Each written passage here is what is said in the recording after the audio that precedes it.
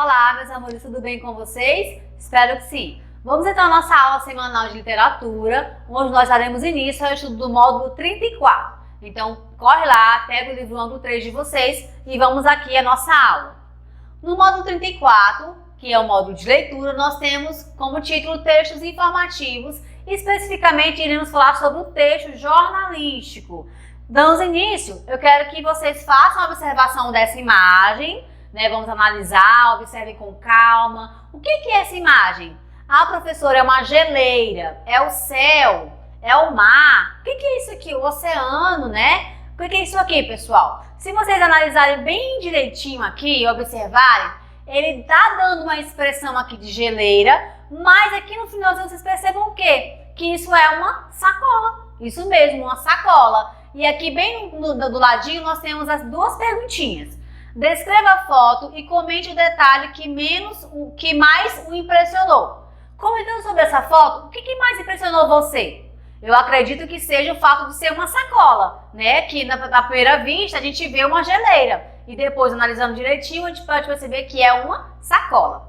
E na segunda, procure lembrar-se do que você estudou em ciências no último bimestre a respeito desse problema ecológico denunciado por esta foto. Então aqui nós vamos fazer uma interdisciplinaridade. Nós vamos aqui ler um texto que está no livro do bimestre passado, tá? De ciências.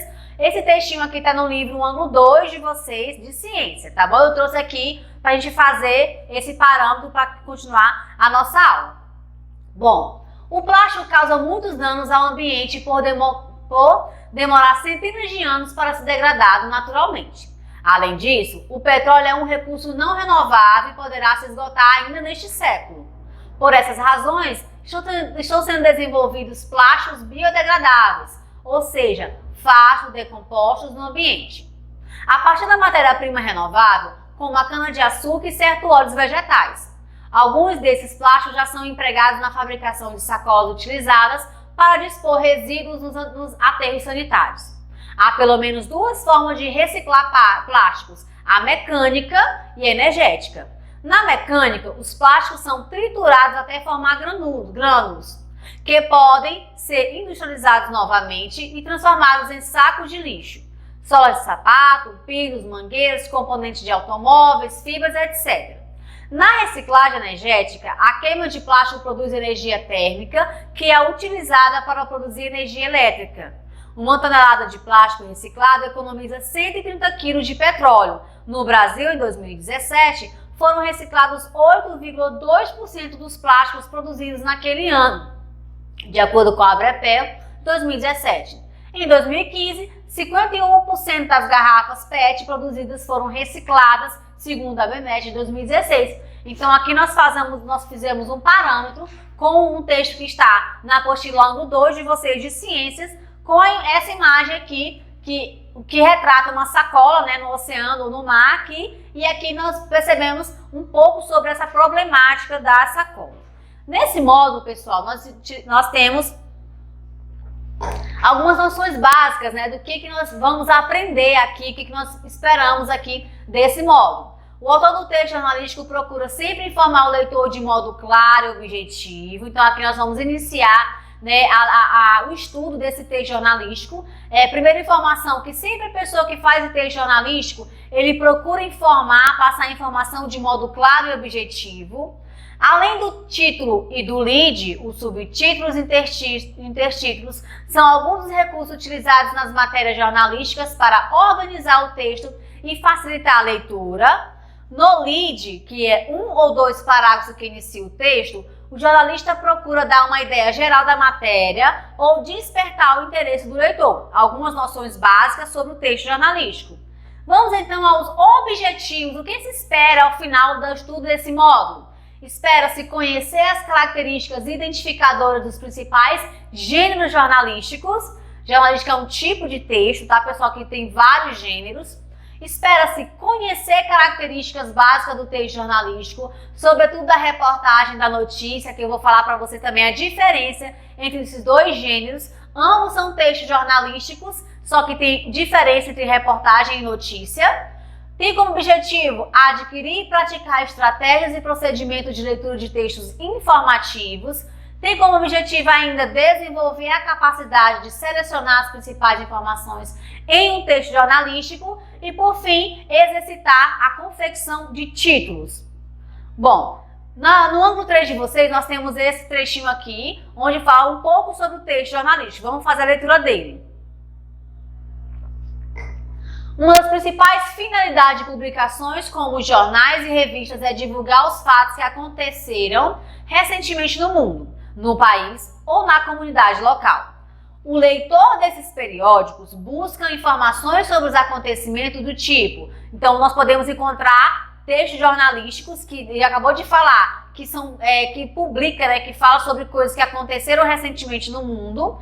E esse tipo de notícia, esse tipo de texto, ele pode ser de vários tipos. Ele pode falar sobre política, sobre social, sobre religião, científica, econômico, esportivo, policial, tá bom? Então tem vários temas que podem ser abordados dentro de um texto jornalístico. Cada jornal possui uma organização rigorosamente padronizada. O leitor que já é familiarizado com ela pode encontrar rapidamente a seção que lhe interessa. Porque, pessoal, num texto jornalístico, ele vai falar, por exemplo, sobre economia. E ali vai ter vários campos falando sobre economia, em várias visões e vários aspectos. Um leitor de um jornal, um leitor de um texto jornalístico mais reincidente, a pessoa que sabe ler o jornal, facilmente ela vai ali no campo que mais interessa a ela.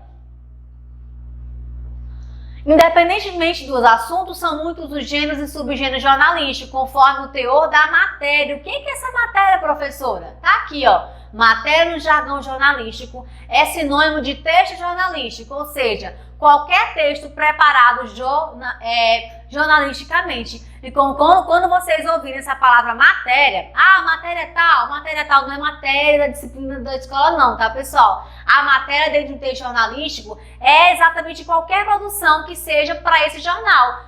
Qualquer texto jornalístico ele pode ser chamado de matéria. E a finalidade é a linguagem utilizada. Alguns deles nós temos aqui, pessoal, textos opinativos, como o editorial, o artigo e a crítica, tá? E aí eu quero que vocês leiam no texto de vocês o que significa cada um desses. Nós temos os textos noticiosos, como por exemplo a notícia e a reportagem. E aqui eu vou parar para falar para vocês a principal diferença entre notícia e reportagem.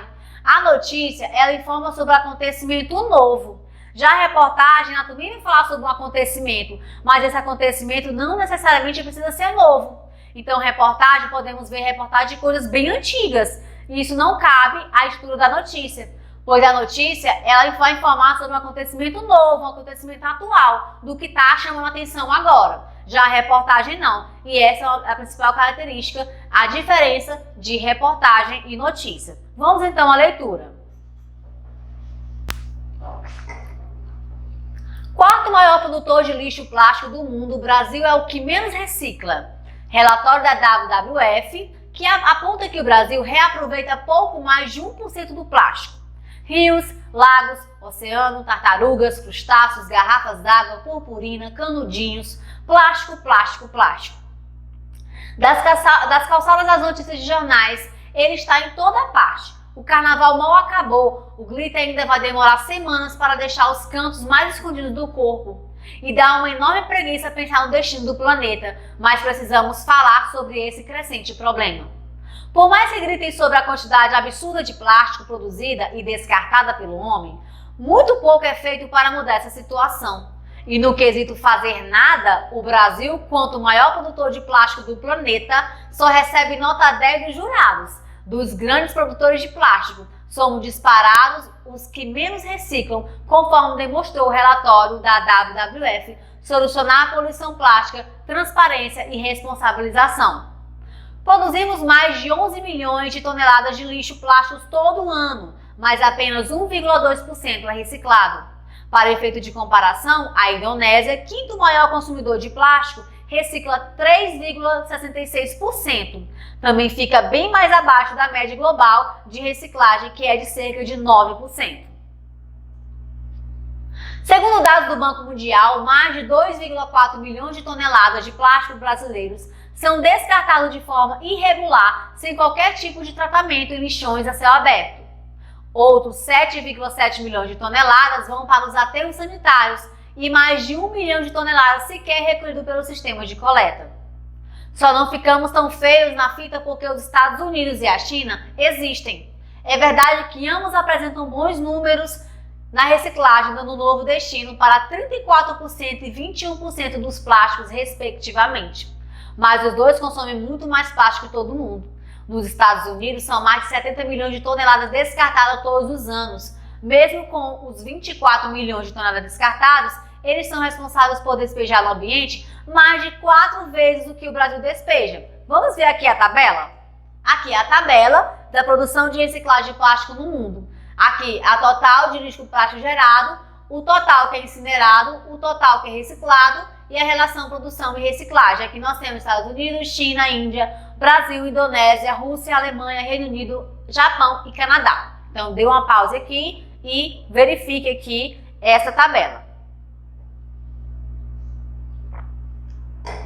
O plástico não é inerentemente nocivo, é uma invenção criada pelo homem que gerou benefícios significativos para a sociedade, diz o relatório. Infelizmente, a maneira com a qual indústrias e governos lidaram com o plástico e a maneira com a qual a sociedade o converteu em uma conveniência descartável de uso único transformaram essa inovação em um desastre ambiental mundial.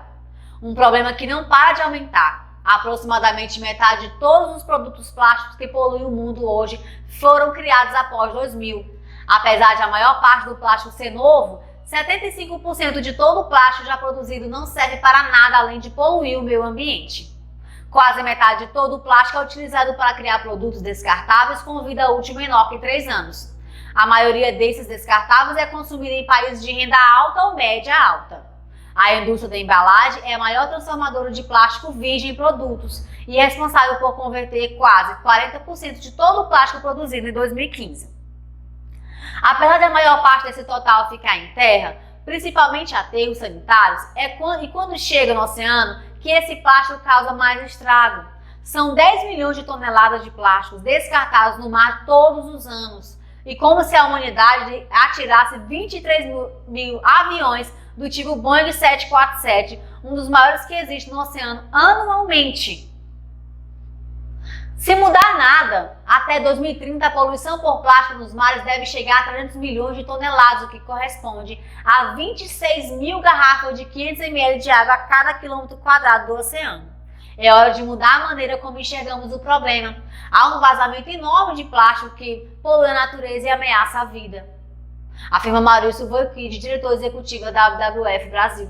O próximo passo para que haja soluções concretas é trabalharmos juntos por meio de marcos legais que convoquem a ação os responsáveis pelo lixo gerado. Só assim haverá mudanças urgentes na cadeia de produção de tudo o que consumimos. Afinal, não é só a saúde do planeta que sofre. A poluição por plástico gera mais de 8 bilhões de prejuízo à economia global, enquanto o lixo plástico nos oceanos prejudicam barcos e navios utilizados na pesca e no comércio marítimo. O plástico nas águas vem reduzindo o número de turistas em áreas mais expostas, como Havaí, Ilhas Maldivas e Coreia do Sul. Então, pessoal, com a leitura e com a observação da nossa imagem da entrada, podemos perceber que essa temática, do plástico que é jogado, que não é descartado, que não é reciclado, o quanto isso vem atingindo o nosso mundo, em escala mundial, todos os seres humanos e também animais, tá? Então, após a leitura, reflitam sobre esse assunto e faremos atividade na próxima aula, tá bom? Espero que tenha gostado, até a próxima aula, acompanhe as redes sociais e a Agenda Edu.